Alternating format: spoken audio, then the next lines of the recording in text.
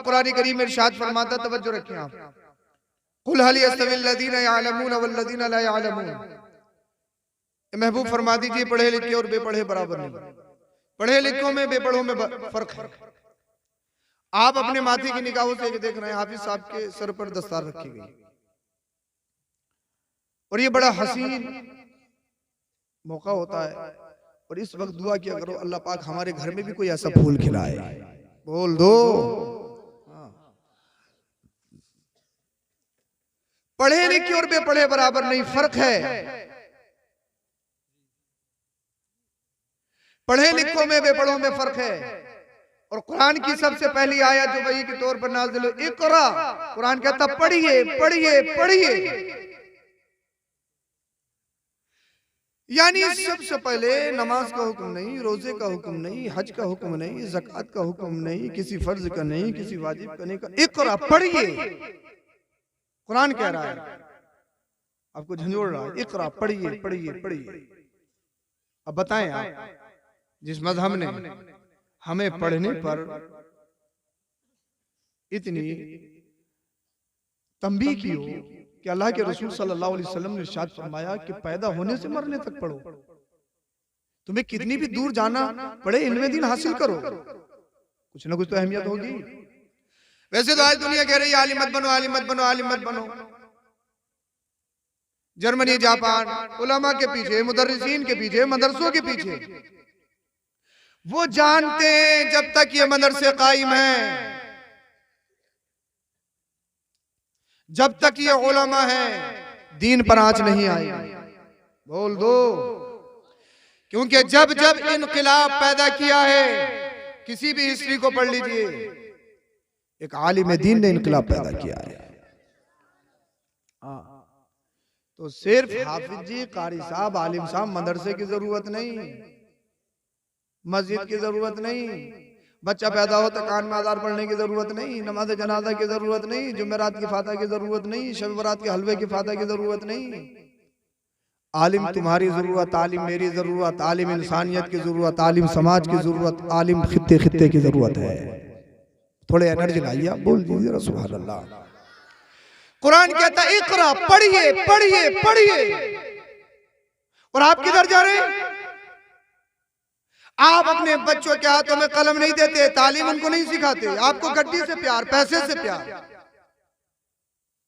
पैसा हो, हराम हो, सूद हो, दलाली हो, करप्शन हो, किसी का मार के हो, परसेंटेज का हो, पैसा पैसा पैसा, बिल्डिंग बने, इमारत बने, जमीन खरीदो। मगर कुरान क्या कहता? इक़रा पढ़िए पढ़िए पढ़िए। इसलिए अपने बच्चों के हाथों में प्रॉपर्टी के कागजात देने से पहले, मैं नहीं कहता कि प्रॉपर्टी खट्टी मत करो, मैं नहीं कहता कि इमारत मत बनाओ, मैं नहीं कहता एयर कंडीशन गाड़ियों में मत घूमो, मैं नहीं कहता कि आप शोहरत मत कमाओ। कमाओ जितनी हो सके, जायज तरीके से कमाओ, पैसा कोई बुरी चीज नहीं है, जितनी भी जायज तरीके से हो सके कमाइए कमाइए कमाइए। कोई बाउंडेशन नहीं, कोई रोक नहीं। मगर एक बात बताओ, आपने 100 बीघा जमीन खरीदी, खरीदने के बाद अपने बच्चों के नाम आपने भाइयों का मारा, बस्ती का मारा, पूरे गांव का खाया, बेहतरीन इमारत बना दी, बच्चा शराबी बन गया, बच्चा जुआरी है। बताइए 100 बीघे की कोई अहमियत है? 1 करोड़ की प्रॉपर्टी की कोई अहमियत है? बच्चा जुआरी है। बच्चा अगर शराबी है तो तुम्हारी दौलत की कोई हैसियत है? कोई हैसियत नहीं ना, कोई औकात नहीं ना। तो इमारत बनाने से पहले, जमीन खरीदने से पहले, प्रॉपर्टी इकट्ठी करने से पहले, अपने बच्चों के हाथों में प्रॉपर्टी कागजात देने से पहले बच्चों के हाथों में कलम दो, कलम। बोल दो यार, बोल दो जरा सुभान अल्लाह। आप थोड़ी एनर्जी लाएंगे तो फिर जरा मैं आपको कुछ सुनाऊंगा ना, बोलिए जरा सुभान अल्लाह। मैं बस आपको तैयार कर रहा हूँ, आपको तैयार कर रहा हूँ, इस जलसे को कामयाब बना लीजिए, आपकी जिम्मेदारी है। अपने बच्चों के हाथों में कलम दो, और जब तुम्हारे बच्चों के हाथों में कलम आ जाएंगे, देखना दुनिया भी तुम्हारी होगी, आखिरत भी तुम्हारी होगी। पढ़ाओ अपने बच्चों को, मगर पढ़ाएंगे कैसे? अफसोस तो ये होता, आज दुनिया मदरसों के पीछे, मदरसे वालों के पीछे, उलमा के पीछे, मुदर्रिसीन के पीछे, और ये मुस्लिम कहलाने वाला, नबी का कलमा पढ़ने वाला, गोश्त रोज खाने वाला, बिरयानी खूब खूब उड़ाने वाला, ये भी मदरसों के पीछे, ये भी मुदर्रिसीन के पीछे, ये भी तलवा के पीछे। कितनी बस्तियां ऐसी हैं कि प्रधानी के चक्कर में मदरसों में ताला लगा हुआ है। कितनी बस्तियां ऐसी हैं कि सियासत के चक्कर में हर 8वें दिन इमाम बदला जाता। बताइए आप मुझे, कौन है इसका जिम्मेदार? कौन है इसका जिम्मेदार? यानी दुनिया कह रही है आलिम मत बनो, उलमा को खत्म करो, मदरसों को खत्म करो। ये सच्चा पक्का मुसलमान मदरसों की खबर देता है खैरों में, उलमा की मुखबिरी करता है खैरों में, है पक्का मुसलमान। सिर्फ गोश्त और बिरयानी का इससे आगे नहीं है। मुसलमान सिर्फ सरकारी कागजात में है, वोटर आईडी में, आधार कार्ड में, पासपोर्ट में मुसलमान है, अल्लाह के दफ्तर में मुसलमान नहीं है। अल्लाह के दफ्तर में मुसलमान नमाज पढ़ने से होता है, अल्लाह के दफ्तर में मुसलमान चेहरे पे दाढ़ी रखने से होता है, अल्लाह के दफ्तर में मुसलमान दूसरे के लिए सही मशवरा देने से होता है, अल्लाह के दफ्तर में मुसलमान सच्चा पक्का आशिक रसूल बनने के बाद होता है। तालीम हासिल करो, पढ़ो पढ़ो पढ़ो, पढ़ना जरूरी है। और जब तुम्हारे बच्चे पढ़ेंगे नहीं, नमाज से पहले, रोजा से पहले, हज से पहले, ज़कात से पहले, हर चीज से पहले क्या है? पढ़ना पढ़ना पढ़ना। इमाम गजाली मिनहाजुल आबिदीन में इरशाद फरमाते हैं, नमाज से पहले पढ़ना, रोजे से पहले पढ़ना, हज से पहले पढ़ना, ज़कात से पहले पढ़ना, हर फर्ज से पहले पढ़ना, हर वाजिब से पहले पढ़ना। क्यों का? इसलिए सुनो, इबादत अल्लाह की जाती है। किसकी इबादत की जाती है? अच्छा, समझ में तो आ रहा है ना आपको? इबादत किसकी की जाती है? इबादत अल्लाह की जाती है। अब जब अल्लाह की मार्फत ही हासिल नहीं, अल्लाह की पहचान ही नहीं, जिन्हें अल्लाह की मार्फत हासिल हुई, जिन्हें अल्लाह की पहचान नहीं हुई, किसी ने चांद को देखा तो पूजने लगे, किसी ने सितारों को देखा तो पूजने लगे, कोई सूरज को पूजने लगा, कोई आसमान को पूजने लगा, कोई दरिया को, कोई पानी को, कोई हवा को, कोई किसी ताकतवर चीज को देखकर पूजने लगा। मुझे बताइए, अगर गैरुल्लाह की इबादत की जाए, वो इबादत काबिल कबूल है? शिर्क है। मिनहाजुल आबिदीन में इमाम गजाली फरमाते हैं, हर इबादत से पहले पढ़ना, नमाज, रोजा, हज, ज़कात हर फर्ज से पहले पढ़ना। इसलिए इबादत अल्लाह की जाती है। और जब इल्म नहीं होगा तो अल्लाह की पहचान नहीं, अल्लाह की मार्फत नहीं, जब उसे मालूम ही नहीं है कि गुस्ल में कितने फर्ज, वुज़ू में कितने फर्ज हैं, जब गुस्ल होगा नहीं तो फिर ये बताओ कि नमाज शुरू कैसे होगी? और जब नमाज शुरू कर रहा तो ये मालूम नहीं कि नियत कैसे बांधनी है, खड़ा होना है तो सजदे की जगह देखना है या पूरी मस्जिद में CCTV कैमरे की तरह घुमाना है, जब मालूम ही नहीं क़ियाम कब करना, क़िरात कब करनी है, जब मालूम नहीं रुकू का तरीका क्या, सजदे का तरीका क्या, जब मालूम ही नहीं है कि सलाम फेरते हुए कांधे पे देखना या पूरी पूरी सफ़े पार करनी है, क्योंकि इल्म नहीं है। जब इल्म होगा नहीं तो ज़कात कब देनी है, ज़कात कब फर्ज होती है, ज़कात कब साक़ित होती है, कितने पैसों की देनी है, कब कब देनी है, किन किन हालतों में नहीं देनी है। जब इल्म होगा नहीं तो कब कब अल्लाहु अकबर कबीरा रोजा टूट जाता है, किन रोजों से, किन चीजों से रोजा नहीं टूटता, किन चीजों से रोजा मकरूह होता, रोजा इफ्तारा कब जाएगा, रोजा रखा कब जाएगा। जब इल्म होगा नहीं तो हज कब करना है, हज की इस्तिताअत का मतलब क्या है, हज कब करने जाना है। जब इल्म होगा नहीं खाने काबा का तवाफ कैसे करना, सफा मरवा की सही कैसे करनी। जब इल्म होगा नहीं तो कई इबादत में मजा नहीं आएगा। सुनो सुनो, और जब इल्म हासिल हो जाता, पढ़ जाता है, अल्लाह की मार्फत हासिल हो जाती है। और जब अल्लाह की मार्फत हासिल हो जाती है, मार्फत हासिल होने के बाद जो सजदा किया जाता है, उस सजदे में लज्जत पैदा हो जाती है। इसीलिए हर इबादत से पहले पढ़ना जरूरी है, पढ़ना जरूरी है। सुभान अल्लाह, नारे तकबीर, नारे रिसालत, मसलके आला हजरत, जश्न दस्तारबंदी, सीरते रसूल अकरम कॉन्फ्रेंस जिंदाबाद जिंदाबाद। माशाअल्लाह माशाअल्लाह। पढ़िए पढ़िए पढ़िए, पढ़ना जरूरी है। अपने बच्चों के हाथों में कलम दो, कलम देना चाहिए। सैयदना उमर फारूक आज़म रज़ी अल्लाह तआला अन्हु के बारगाह में एक शख्स आया, कहा हुजूर ये मेरा बेटा मुझे गालियां देता है, मुझे सब शितम करता है। आपने उस बच्चे को डांटा, कहा तुझे समझ में नहीं आता, अपने बाप को गाली देता है? क्या तूने कुरान की आयतों को नहीं सुना? क्या तूने मुस्तफा करीम सल्लल्लाहु अलैहि वसल्लम के फरमान को नहीं सुना? आपको गुस्सा आया। उसके बाद जब आप खामोश हो गए तो बच्चा कहने लगा हुजूर अगर कुछ इजाजत हो तो मैं कहूं? कहा कहिए। हुजूर ये बताइए बच्चों पर ही हुकूक है या अब्बा पर भी कुछ है? बहुत सारे घरों की हालत ये बुढ़ापे में है और सुबह से शाम तक बच्चों को गाली, इल्म से दूर। सैयदुना उमर फारूक आजम ने इरशाद फरमाया, अब्बा पर 3 फर्ज। कितने याद कर लोगे? 3 फर्ज है। 3 नंबर 1 100 बीघे जमीन खरीदना, नंबर 2 1 करोड़ की इमारत बना के देना, नंबर 3 बेहतरीन गाड़ी खरीद के देना। शराबी हो जा, जुआरी हो जा चलेगा, अय्याश हो जा चलेगा, मक्कार हो जा चलेगा, पैसा इकट्ठा हो जाए। यही 3 फर्ज जो हर एक माँ बाप समझ रहे हैं। दौलत दौलत दौलत दौलत दौलत। मुझे बताइए, आपने तो कई करोड़ की प्रॉपर्टी छोड़ी है, तुम मर गए, इंतकाल कर गए, इमाम साहब मस्जिद में ना हो तो जुमेरात की फाता भी ना हो,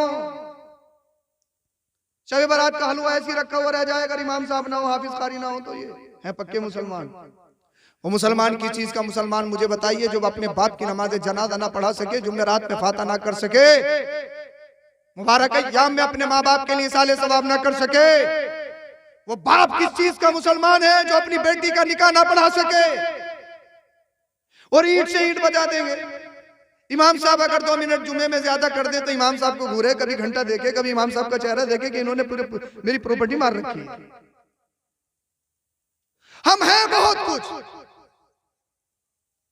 नाक बहुत लंबी है, हालत यह है कि कलमा याद नहीं, हालत यह है कि मुसलमान के फाता याद नहीं। मुझे बताइए आप, मैं ये नहीं कहता कि आप डॉक्टर मत बनाओ, इंजीनियर मत बनाओ, बनाइए, असली तालीम दीजिए, कितनी देनी है सिखाइए।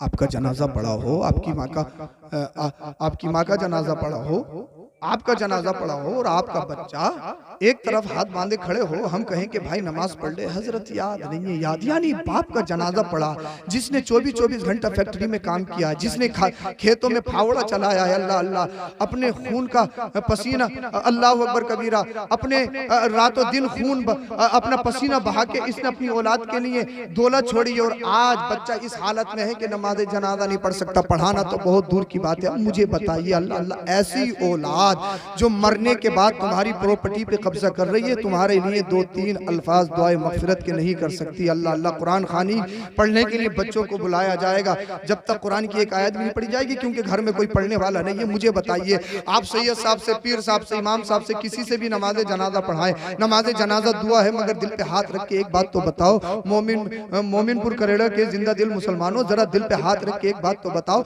नमाज जनाजा दुआ है। एक बाप के मरने का जितना दर्द उसके बेटे को हो सकता है या आपके पीर को हो सकता है, किसी को हो सकता है क्या, इमाम को हो सकता है क्या? जितना दर्द माँ के मरने का उसके शहजादे को होगा, किसी को हो सकता है? या जितना रिक्कते कल्ब से उसका खून, उसकी औलाद दुआ कर सकती है, कोई दूसरा दुआ कर सकता है क्या? अल्लाह अल्लाह, तुम्हारा बाप जब मर जाए तो ये नहीं कि अगर हम इजाजत मांग रहे हैं, इजाजत है तो इजाजत भी किश्तों में आ रही है, सफे पार करते करते, हाँ है बढ़ा दो, पीछे खड़े। अरे हालत ये होना चाहिए, जब बच्चों को हाफिज कुरान, कारी कुरान, आलिम दीन बनाओगे, अपने बच्चे के हाथों में कलम दोगे, पढ़ा लिखा होगा, दीन सीखा होगा, कुरान पढ़ा होगा, हदीस पढ़ी होगी, आगे बढ़ेगा कि नमाज अपने बाप की मैं पढ़ाऊंगा, अपनी माँ की नमाज मैं पढ़ाऊंगा। अब नमाज जनाजा पढ़ने के लिए खड़ा होगा, दुआ करेगा, रिक्कत कल्ब से रब की बारगाह में दुआ करेगा, अल्लाहुम्मा इग़फिर ली हय्यिना व मय्यितिना व शाहिदिना व गायबिना व सगीरिना व कबीरिना व ज़करिना व उनसाना।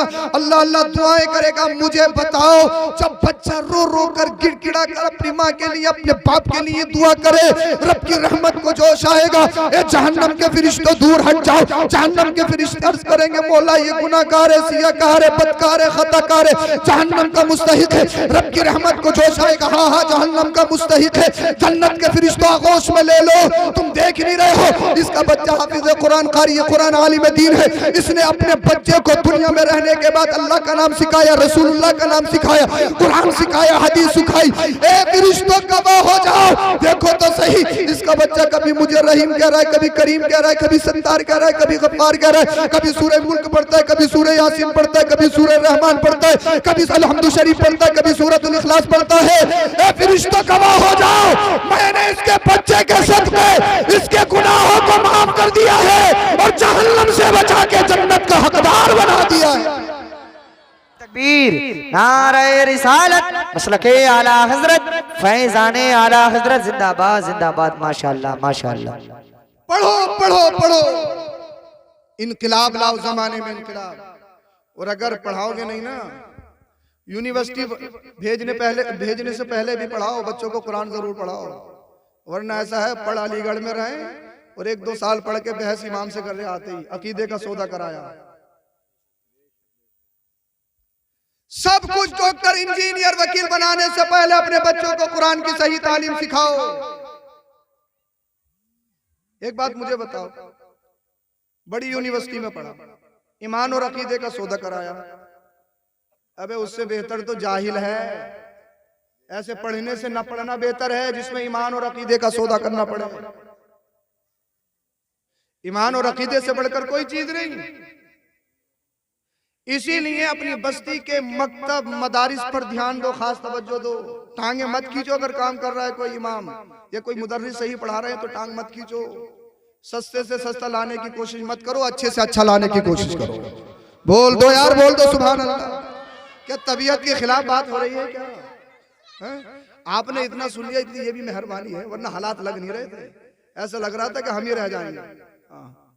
मगर सुन लिया आपने, आपकी मेहरबानी है, अल्लाह आपको सलामत रखे। अच्छे से अच्छा लाने की कोशिश करो। मदारिस मसाजिद के पीछे मत पड़ो, इमाम और अइम्मा मुदर्रिसीन का साथ दो। दुनिया आज मिटाने की कोशिश कर रही है उलमा को, तुम उनके साथ मत लगो, बल्कि ऐलान करो हमारे उलमा हमें जब जब पुकारेंगे, माल की बात आएगी माल भी देंगे, जान की बात आएगी जान भी देंगे। आ जाओ उलमा के साथ। उलमा से दूरी इख्तियार मत करो। जो उलमा से दूरी इख्तियार कर लेते हैं, कुछ उलमा फरमाते हैं उनकी 10 नस्लों तक आलिम पैदा नहीं होता। उलमा उन्हीं के घरों में पैदा होते हैं जो उलमा से कुर्बत रखते हैं। और ये एजाज बहुत बड़ा एजाज है। हिफ्ज़ कुरान की दस्तार हो या क़िरात हो या आलमियत हो, फजीलत हो, ये बहुत बड़ा एजाज है। इनके लिए आप कहते हो दुआ करो, हम कहते हैं दुआ करो दुआ करो दुआ करो। ये वो मुबारक जन्नती जमात है, मछलियां समुद्र में इनके लिए दुआएं करती हैं, चींटियां अपने बिलों में इनके लिए दुआएं करती हैं। कोई मेहमान अगर तुम्हारे यहाँ पर आए, अच्छा मेहमान है, उसके इस्तकबाल के लिए लाल कालीन बिछाई जाती है। और जितना बड़ा मेहमान इतनी दूर तक लाल कालीन बिछाते नहीं बिछाते हैं। कितना बड़ा मेहमान आ जाए, ज्यादा से ज्यादा सिरसी तक ले जाओगे, संभल तक, मुरादाबाद तक ले जाओगे, कहीं ना कहीं तो खत्म होगी कालीन। मगर ये वो तलबा है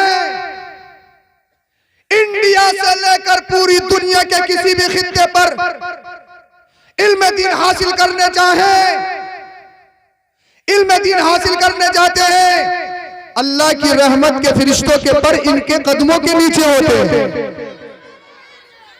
ये वो मुबारक जमात है। इनसे मोहब्बत रखो, इनसे मोहब्बत रखोगे अल्लाह पाक तुम्हारे घरों में बरकतें अता फरमाएगा। अपने बच्चों को आलिम दीन कारी कुरान बनाओ। अपने बच्चों को कम से कम इतना तो सिखाई दो कि वो तुम्हारे मरने के बाद कम से कम दुआएं मग़फ़िरत कर सकें, इतना तो कर ही दो। इनसे हश्र में कहा जाएगा इक़रा, पढ़िए, वरतकी, और चढ़ते जाइए, जितना पढ़ लो इतना चढ़ जाओ। इनसे कहा जाएगा पढ़ते जाइए, चढ़ते जाइए। ये कुरान पढ़ते जाएंगे, जन्नत के दर्जे चढ़ते जाएंगे। इनकी खिदमत करो, इनसे मोहब्बत रखो। अल्लाह पाक ने औलाद दी है तो अपने बच्चों को भी हाफिज़ कुरान, कारी कुरान, आलिम दीन बनाओ, और उसके साथ साथ दुनिया की बड़ी से बड़ी डिग्री दिलाओ। जब तुम्हारा बच्चा कुरान का आलिम होगा और अदालत की कुर्सी पर बैठा होगा, फैसला जो करेगा ना, गड्डी की बुनियाद पर नहीं, रिश्वत की बुनियाद पर नहीं, सत्ता की बुनियाद पर नहीं, मुंह देख के नहीं, वो फैसला करेगा तो अदालत फारूक आजम की बुनियाद पर करेगा, कुरान के कानून के मुताबिक फैसला करेगा। सामने वाला चाहे उसका भाई हो, रिश्तेदार हो, मजहब इस्लाम में फैसले मुंह देख कर नहीं बल्कि हक की बुनियाद पर किए जाते हैं। दुनिया को बताओ, दुनिया को सिखाओ। अब हम कितने ही बताएं, कुरान में ये लिखा है, हदीस में ये लिखा है। किसी नॉन मुस्लिम ने एक पोस्ट डाली थी फेसबुक पे, उसकी पोस्ट मुझे बहुत अच्छी लगी। उसने कहा ये बताने की जरूरत नहीं कि कुरान में ये लिखा, हदीस में ये लिखा है, बोले ये बताने की जरूरत ही नहीं, काम एक किया जाए। काम ये है जो कुरान और हदीस में लिखा है मुसलमान उसको करके दिखाएं। और जब जो कुरान और हदीस में लिखा है तुम करके दिखाओगे, लोग दूसरे तुम्हें देख के कलमा पढ़ते हुए नजर आएंगे। कितने ऐसे लोग हैं मज़हब इस्लाम को मिटाने के लिए किताबें तैयार कर रहे थे, किताबें लिख रहे थे। जब कुरान को पढ़ा, कुरान के एजाज को देखा, जब कुरान की हकानियत को देखा, निकले थे मिटाने, कलमा पढ़ के मुसलमान होते हुए नजर आ रहे हैं। तो आप सही रास्ते पे आ जाइए। आप सही रास्ते पे आ गए तो समझ लो काम ठीक, और आप बिगड़ गए तो फिर मामला खराब है। हमेशा अपने माँ बाप की दुआ लीजिए। हजरत इमाम बुखारी रहमतुल्लाह ताला अलैह, मैं बस बात खत्म कर रहा हूँ अपनी। इमाम बुखारी रहमतुल्लाह ताला अलैह, बुखारी शरीफ का नाम सुना आपने? अरे कुरान के बाद सबसे बड़ी किताब, हदीस की किताब है बुखारी शरीफ। बुखारी शरीफ बचपन ही में वालिद तो छोड़ के चले गए और आप नाबीना भी हो गए, आपकी बिनाई जाती रही। इमाम बुखारी रहमतुल्लाह ताला अलैह, आपकी माँ बड़ी परेशान कि मेरे बच्चे को तो अभी बसरा, मिस्र, न जाने कहां कहां सफर करना है इल्म दीन के लिए। मेरे बच्चे की बिनाई जाती रही, रोती रही, दुआएं करती रही। माओ से गुजारिश है अपने बच्चों के लिए दुआएं किया करें, उनके बुरे अलकाब से ना पुकारा करें, गुस्से में भी उनको उल्टा सीधा ना बोला करें। हमेशा अपने बच्चों को अच्छे अलकाब से याद कीजिए और उनके लिए दुआएं करनी चाहिए। वरना हमारी माएँ भी वो गाली सुनाती हैं अपने बच्चों को, जब गुस्सा आता तो अल्लाह खैर फरमाए। जब ये गाली सुनता है, बड़ा हो जाता तो फिर ये आगे फॉरवर्ड करता है, इसने जो सुना है वही तो सुनाएगा ना। अपने बच्चों को कुरान सुनाओगे तो ये फिर बड़े होकर कुरान अपनी नस्ल को सिखाएंगे। हाँ, अपने बच्चों की तरबियत सही कीजिए, बच्चों को सही तरीके से तरबियत कीजिएगा। इमाम बुखारी रहमतुल्लाह ताला अलैह बचपन ही में बिनाई गई, आंखों से दिखना बंद। आपकी माँ रात में रोती है बच्चे के लिए, अल्लाह मेरे बच्चे को बिनाई अता कर। आपकी दुआ कबूल हुई। हजरत सैयदना इब्राहिम अलैहिस्सलाम ख्वाब में तशरीफ लाए और इरशाद फरमाया, अल्लाह ने आपकी दुआ कबूल फरमा ली, आपके बच्चे को बिनाई, आपके बच्चे की बिनाई वापस कर दी गई है, बिनाई हासिल हो गई है। सुभान अल्लाह। जब सुबह को उठ के देखा, बच्चे ने आंखें खोली, हजरत इमाम बुखारी रहमतुल्लाह ताला अलैह ने, आपकी माँ ने पूछा, बेटा क्या देख रहे हो? ए मेरी माँ, मैं तेरा मुबारक चेहरा देख रहा हूँ। बोल दो जरा सुभान अल्लाह। तो माँ से दुआएं लिया करो। माँ अगर दिल से दुआ कर दे, बच्चों की किस्मतें बदल देती है। और यही इमाम बुखारी रहमतुल्लाह ताला अलैह आज पूरी दुनिया में दरसे हदीस, बुखारी शरीफ, खत्म बुखारी शरीफ, जश्न खत्म बुखारी शरीफ, जश्न खत्म बुखारी शरीफ गांव गांव, बस्ती बस्ती, शहर शहर में है। आपको तकरीबन 6 लाख हदीसें याद थी, 6 लाख सनद और मतन के साथ। एक मरतबा ना आपके जब बहुत दूर तक शोर हुआ, इमाम बुखारी रहमतुल्लाह ताला अलैह को इतनी हदीसें याद हैं, तो बगदाद शरीफ आप जब गए तो बगदाद शरीफ के 100 उलमा, बड़े बड़े जय्यद उलमा इकट्ठे हुए आपका इम्तिहान लेने के लिए। बोले यार देखते हैं चेक करके, क्योंकि शुरू में हजम भी तो सबको सब नहीं होते ना। एक हसद बड़ी खतरनाक चीज है, ये बड़ी खतरनाक चीज है। कोई सी भी जमात हो, हजम सबको सब नहीं होते। इमाम बुखारी रहमतुल्लाह ताला अलैह को जांचने के लिए 100 उलमा इकट्ठे हुए। 10 उलमा की फहरिस्त बनाई गई उनमें से, और 10-10 हदीसें याद की गई। और 10-10 हदीसों में यह हुआ, सनद और मतन में उल्टा किया गया। सनद किसी की, मतन किसी का, सनद किसी की, मतन किसी का। बोले इमाम बुखारी को सुनाएंगे और फिर तस्हीह करवाएंगे। आई इमाम बुखारी रहमतुल्लाह ताला अलैह को बिठाया और बहुत सारे लोग इकट्ठे हुए। एक शख्स खड़ा हुआ, उसने सुनाना शुरू की, 10 हदीसें सुना दी, सनद और मतन हो। इमाम बुखारी रहमतुल्लाह अलैह ने इरशाद फरमाया, ये मैंने नहीं सुना, ये सही नहीं है। 10 के 10 ने सुना दी। इमाम बुखारी रहमतुल्लाह ताला अलैह ने बाद में उन 10 को बुलाया और उनकी तस्हीह करवाई। जो सही सनद थी मतन के साथ, उसको सही किया। अब कमाल ये नहीं कि सनद को सही किया, भाई वो तो हाफिज थे हदीसों के, तो सनद तो उनको याद थी कि किसने किससे रिवायत किया, किसने किससे सुना। कमाल ये है, उलमा लिखते हैं, कमाल ये है इमाम बुखारी रहमतुल्लाह ताला अलैह को जो उन्होंने गलत सनद पेश की थी वो सब भी याद हो गई। यानी इमाम बुखारी रहमतुल्लाह ताला अलैह जो एक मर्तबा सुनते अल्लाह के फजल से वो सब याद हो जाता था। माँ की दुआएं लो, माँ की दुआएं किस्मतें बदल देती है। और उनकी काविशों से, इमाम बुखारी रहमतुल्लाह अलैह की काविशों से, जब आप किसी हदीस को लेते ना, लिखते, तो लिखने से पहले गुस्ल फरमाते, गुस्ल फरमाने के बाद हरम शरीफ में 2 रकात नमाज पढ़ते, इस्तिखारा फरमाते, और जिस पर दिल जमता उसके बाद में अपनी किताब सही बुखारी में वो हदीस लिखते। इतने एहतमाम के साथ बुखारी शरीफ तैयार की गई, अल्लाह अकबर कबीरा। और 16 साल की मुद्दत में बुखारी शरीफ तैयार की, 16 साल की मुद्दत में।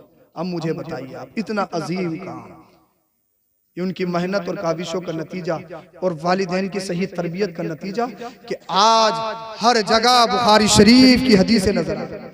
बुखारी शरीफ, खत्म बुखारी शरीफ, खत्म बुखारी शरीफ। इसीलिए अपने बच्चों की तरबियत सही करो, अपने बच्चों को पढ़ाओ और दुनिया वालों को बताओ हम तुम्हारे गुलाम नहीं, हम तो मदीने वाले मुस्तफा के गुलाम हैं। की मोहम्मद से वफा तूने तो हम तेरे हैं, ये जहां चीज है क्या लोहो कलम तेरे हैं। मोहम्मद की मोहब्बत दीन हक की शर्त अव्वल है, इसी में हो गर खामी तो सब कुछ नामुकम्मल है। कलमा शरीफ पढ़िए, ला इलाहा इल्लल्लाहु मुहम्मदुर रसूलुल्लाह अस्तगफिरुल्लाह अल अज़ीम व मा अलैना इल्लल